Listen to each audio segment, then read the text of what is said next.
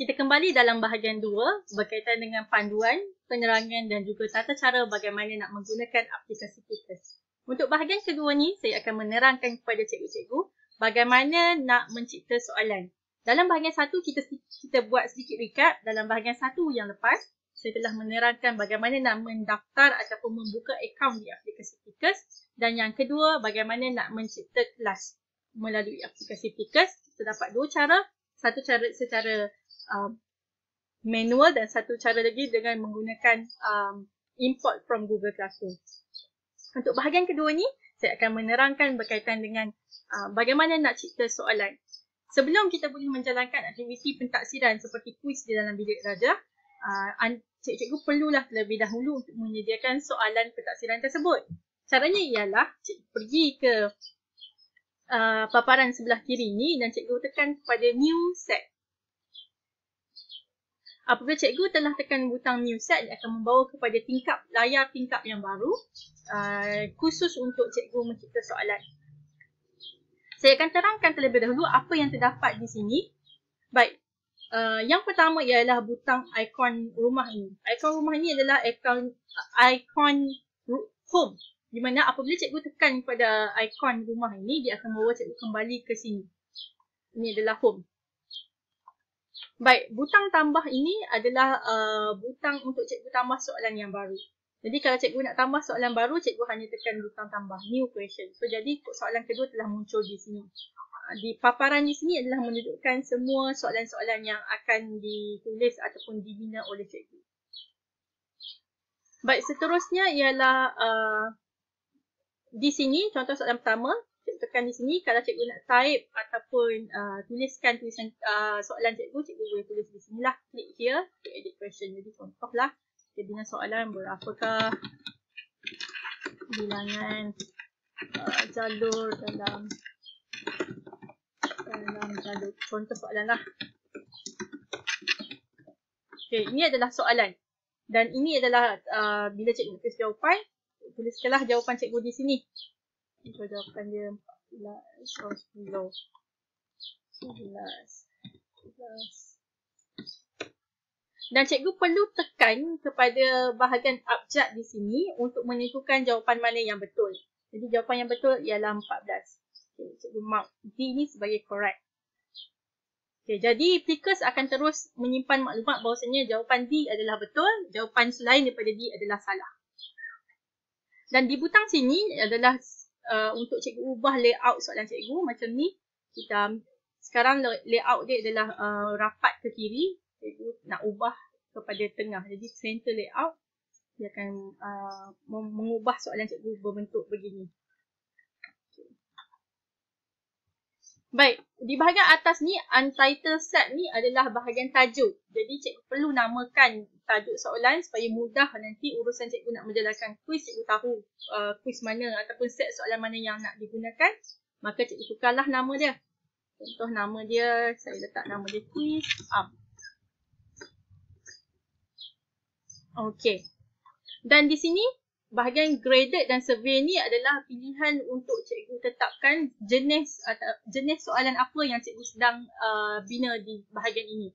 Graded mewakili soalan yang mempunyai jawapan yang betul dan boleh digunakan untuk menjalankan pentaksiran dan juga formative assessment. Seperti inilah, kita perlu tetapkan satu jawapan betul dan jawapan yang lain adalah jawapan yang salah. Manakala pilihan survey pula ialah untuk soalan-soalan yang tidak mempunyai sebarang jawapan betul ataupun jawapan salah. Antara contoh survey yang boleh digunakan adalah untuk dapatkan maklum balas murid ataupun untuk buat kaji selidik untuk tahu situasi murid. Contoh, kalau kita pilih survey, dia tiada jawapan yang betul, dia ada jawapan yang salah. Dan antara contoh soalan yang boleh digunakan untuk survey ialah contohlah, berapakah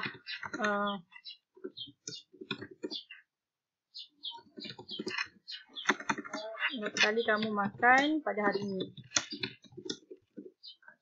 Pada hari semalam. Contoh. Jadi cikgu boleh tahulah berapa kali anak murid cikgu makan semalam. Sekali ke? Dua kali ke? Tiga kali ke? 4 kali. Tujuan dia untuk mengetahui tentang sosioemosi murid-murid. Baik, selain itu, untuk membina soalan, cikgu juga boleh untuk menambahkan gambar di dalam soalan cikgu. Boleh insert image. Dan dia terus akan membawa kepada cikgu punya laptop lah. Contohlah, saya nak guna soalan ni. Contoh. Okay, dia akan masukkan gambar di dalam soalan cikgu.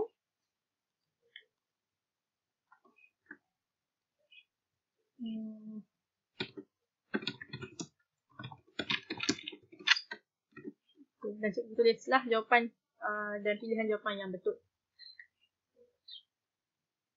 Baik, sekiranya cikgu nak membina soalan yang sama, cikgu boleh terus duplicate.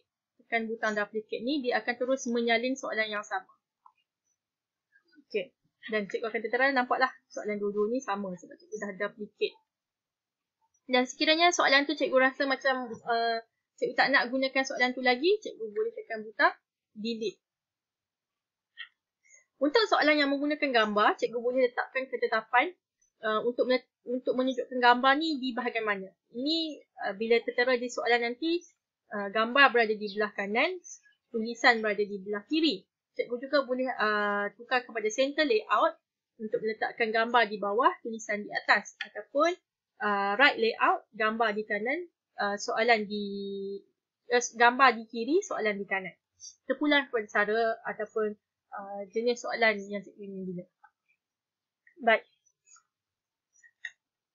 Namun begitu, untuk akaun Plickers secara percuma, Plickers hanya menghadkan 5 soalan untuk satu set sahaja.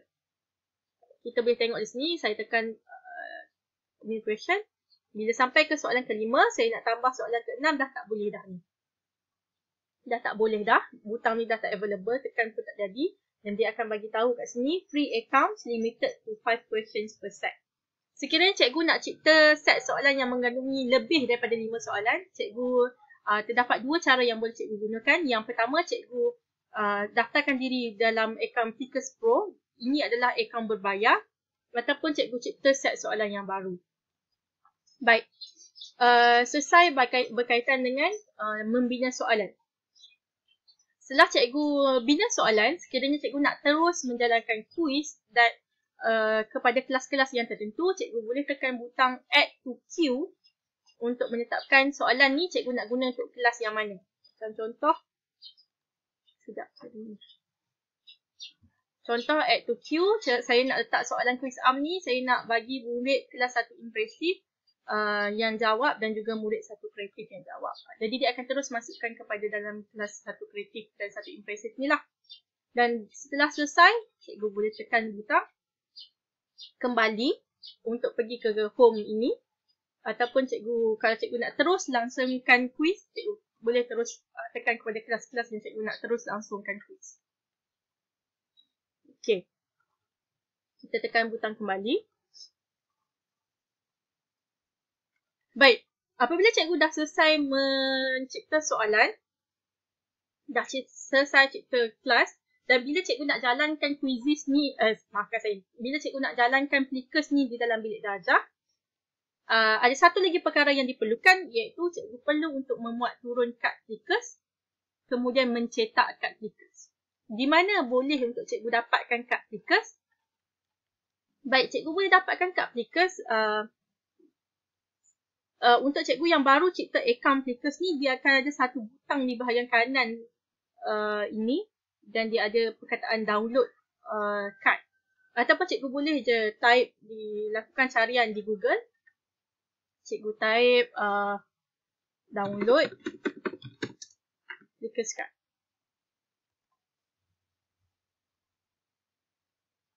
Okay. Cikgu boleh je lakukan carian di Google, tak download Plickers card, dan cikgu tekan di pautan yang pertama ni, get Plickers card daripada Plickers. Tekan butang ni untuk dapatkan kad Plickers. Baik, Plickers menawarkan 2 jenis set kad Plickers. Set yang pertama adalah standard set, di mana standard set ni mengandungi 1 sehingga 40 keping kad Plickers. 1 sehingga 40 keping kad plikas. Di mana bila cikgu tekan butang print cards ni, dia akan terus bawa kepada PDF yang boleh cikgu muat turun dan cikgu boleh tekan butang print untuk mencetak.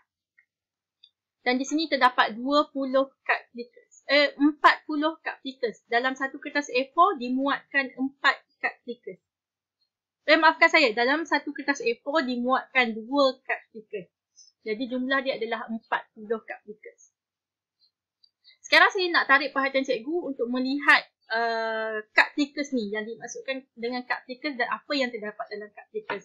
Kalau cikgu perasan, kalau saya scroll down ni, cikgu akan dapati setiap kad plikas ni corak dia berbeza-beza, tak sama. Ini corak macam ni, dia ada 3 gigi macam E ni. Ini pula lain pula corak dia.